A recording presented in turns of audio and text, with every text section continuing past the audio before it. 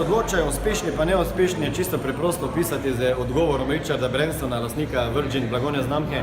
Ko sem ga vprašal, kakšna je razlika med njim pa med mano, zakaj ima on takšne firme pa toliko več kot jaz, ker se ne čutim, da sem kaj manj sposoben, ne? In rad rečem, da tam, kjer si, pa tam, kjer bi rad bil, te ločite samo dve stvari, znanje, ki ga nimaš, pa ljudje, ki jih ne poznaš. In mi je lepo povedal, rekel Smiljan, jaz sem samo pripravljen bil sprejeti več odločitev v življenju kot pa ti ali pa kdo drug.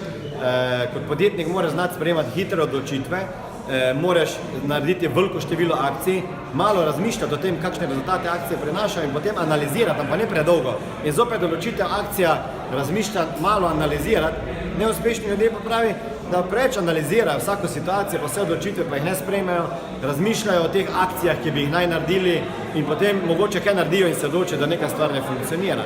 Torej, hitre odločitve popravi, smer gibanja, prestop in ti lahko uspe in ne predolgo čakati. Če si hočeš biti podjetnik, je par stvari, s katerimi se še mogel sprijazniti. Ena je ta, da boš moral sprejemati dnevno odločitve, male, velike, težke, lahke, ki pa lahko bistveno vplivajo na prihodnost tebe pa firme.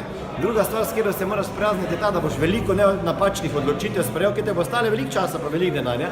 In kljub temu, da to predavam, še zdaj se vedno rečem, mater, zakaj sem šel to delati? Toliko denarja sem vložil brez veze, če bi se tega lotil. Ampak manj časa, ko posvečaš temu razmišljanju, kaj bi, če bi, prej boš lahko prišel iz tega ven pa začel kreativno razmišljati.